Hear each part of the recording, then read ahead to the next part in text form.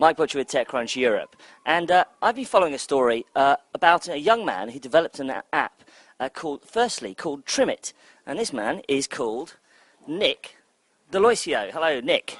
Hi. Thank you.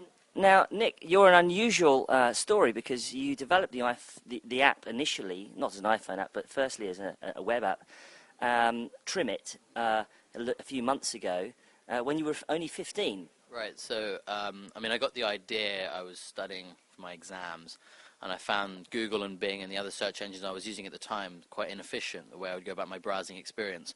A lot of the results were irrelevant. So I thought about a way of previewing the content so you could get an instant gauge of is this something you want to read or not, especially when you come to studying and other forms of sort of precise content.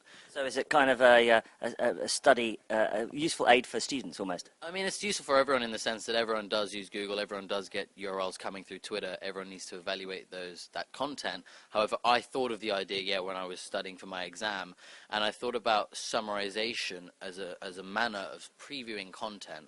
And I looked around, there wasn't really anyone working in the space, and so I kind of created a prototype app called Trim It, and that's when I attracted the attention of Horizons Ventures, the investment arm of Mr. Li Ka-shing, who had invested in Facebook and Siri, which is very topical because they were also working in the artificial intelligence space, which is where Sumli is currently.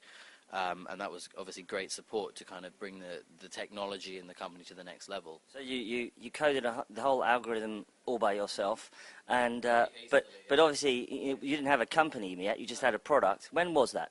So I came up with the idea in March, April 2011 last year, and after I'd done my exams, I programmed it over May, early June.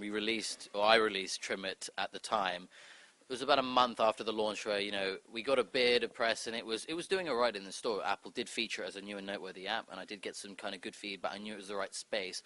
The execution wasn't necessarily great, but it was the right space to be working in, and I think that's what got the attention of Horizons, because it was an interesting space to be working in the technology of summarization, and it progressed from there. What was the initial